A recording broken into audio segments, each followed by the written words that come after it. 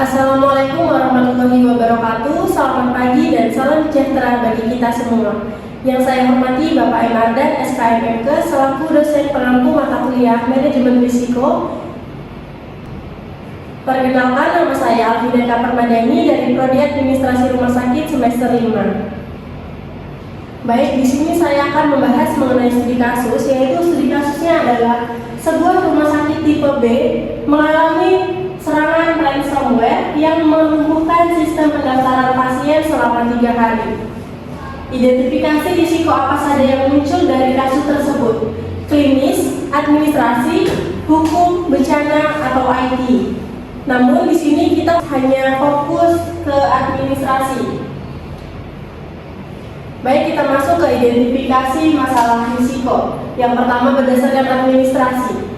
Gangguan proses pendaftaran pasien atau manual yang membuat tidak efisien. Risiko keterlambatan pelayanan akibat antrean tidak terkelola dengan baik. Yang ketiga, kehilangan data pasien sementara atau permanen. Keterlambatan dalam pelaporan klaim BPJS dan asuransi. Dan yang terakhir, kerugian finansial akibat downtime system. Selanjutnya kita masuk ke risiko klinis. Yang pertama, penundaan tindakan medis karena data pasien tidak segera tersedia. Yang kedua, risiko salah identifikasi pasien atau human error dalam pencatatan manual. Yang ketiga, penurunan mutu pelayanan akibat keterlambatan akses rekam medis. Selanjutnya kita masuk ke risiko non-klinis. Yang pertama, penurunan kepercayaan publik terhadap rumah sakit. Yang kedua, potensi sanksi regulasi jika terbukti tidak ada keamanan data pasien. Yang ketiga, beban kerja tambahan bagi SDM, yaitu stres dan kelelahan. Selanjutnya kita masuk ke analisis risiko. Untuk risiko pertama yaitu kehilangan data pasien, probabilitasnya sedang, dampaknya tinggi, tingkat risikonya tinggi. Risiko kedua yaitu klaim BPJS tertunda, probabilitasnya tinggi, dampaknya sedang, tingkat risikonya tinggi.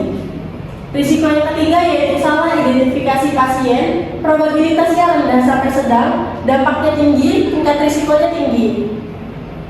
Risiko yang keempat, penurunan citra rumah sakit, probabilitasnya sedang, dampaknya tinggi, tingkat risikonya tinggi. Risiko yang kelima, kerugian finansial, probabilitasnya sedang, dampaknya sedang, tingkat risikonya sedang. Risiko yang terakhir yaitu beban kerja berlebih, probabilitasnya tinggi, dampaknya sedang, tingkat risikonya tinggi.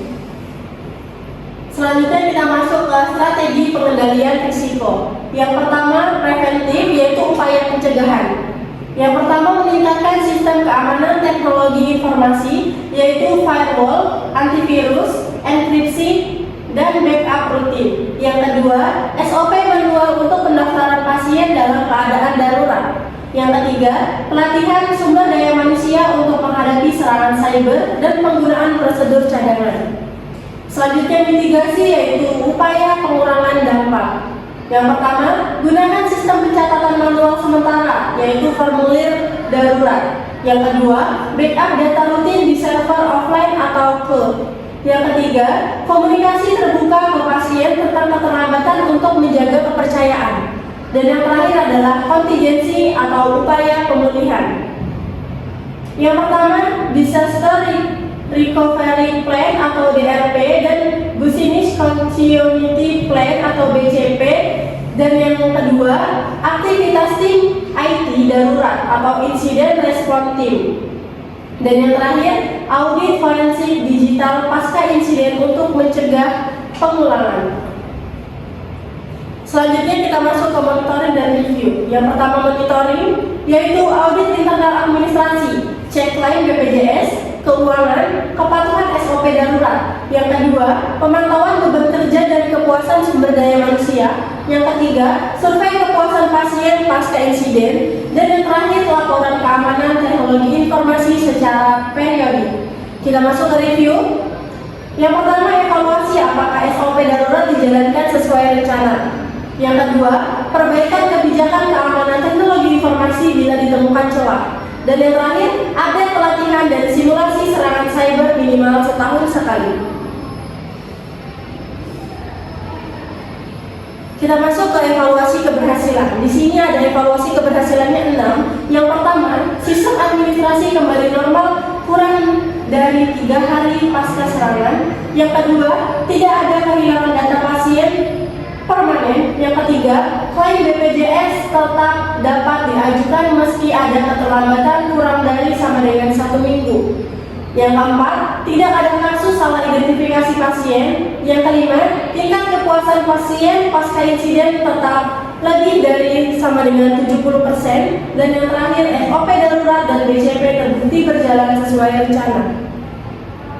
Baik, kesimpulan, serangan ransomware pada rumah sakit tipe B menimbulkan risiko administrasi yang signifikan dengan implikasi klinis dan non-klinis. Risiko tertinggi adalah kehilangan data pasien, keterlambatan klaim BPJS, serta penurunan kepercayaan publik. Dengan strategi pengendalian berbasis pencegahan, mitigasi, dan pemulihan, rumah sakit dapat menjaga kontinuitas pelayanan. Monitoring dan evaluasi berkala menjadi kunci untuk memastikan kesiapan menghadapi serangan serupa di masa depan.